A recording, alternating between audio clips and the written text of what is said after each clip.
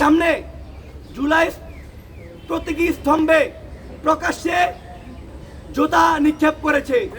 তার তীব্র প্রতিবাদ নিন্দা আমরা জানিয়েছি, কিন্তু আমরা রাষ্ট্রকে বলতে চাই, আমরা দেখেছি জনাব তারেক রহমান তিনি বলেছেন তিনি জুলাইকে ধারণ করেন।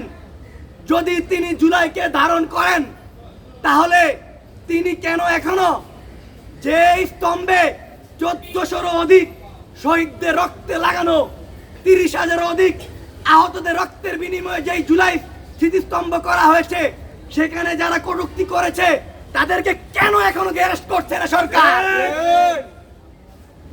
তারেক রহমান বর্তমান প্রধানমন্ত্রী মাননীয়, তিনি কিন্তু বলেছিলেন রামিসা হত্যার বিচার 1 মাসের মাধ্যমে হবে।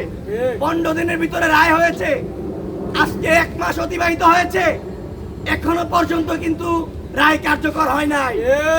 পয়েন্ট, তিনি এসে বলেছিলেন জুলাই সনদে গণভোটে হ্যাঁ ভোট দিতে, মানুষ দিয়েছে, নির্বাচনের পরে কিন্তু সেটা তিনি অধ্যাদেশ বাতিল করেছেন। তাহলে আমরা কিভাবে বুঝবো? ইতিপূর্বে তো তিনি কথা দিয়ে কথা রাখেননি, তাহলে কিভাবে বুঝবো তিনি জুলাইকে ভালোবাসেন? আমরা জানি তিনি প্রচুর নির্যাতিত হয়েছেন। আমাদের বেগম খালেদা জিয়া ম্যাডাম প্রচুর অত্যাচারিত হয়েছে সেই ফ্যাসিস্টদের কর্মীদের মাধ্যমে।